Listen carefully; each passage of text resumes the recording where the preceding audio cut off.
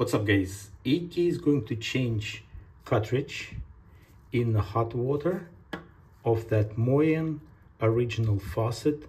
It's probably 15 years old, so recently it started dripping, just one drip in about 2 to 5 minutes, depends, and it's very annoying. In the basement we're using not very often, maybe 2-3 times a day. So here we go. I got that from Amazon. I don't have any relation with Amazon or that company. $12.24.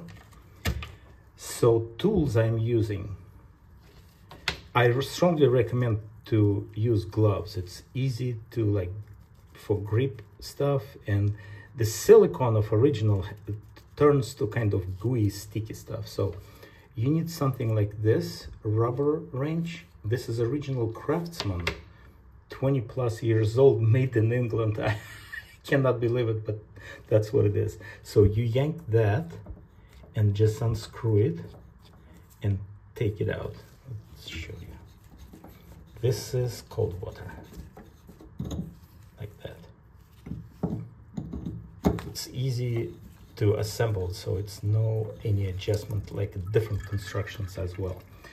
So then you need something like this wrench to yank that knot, and then maybe 2 different screwdrivers, or I have this multi-tool, so something like this, like chisel, to just wiggle a little bit here. Then the bigger, this looks like screwdriver to me, and wiggle more when it's fixing one tool at a time. Then you use pliers or something, you just need to lose it and take this out. Sometimes it's easy, sometimes it's not. Ooh, this is it.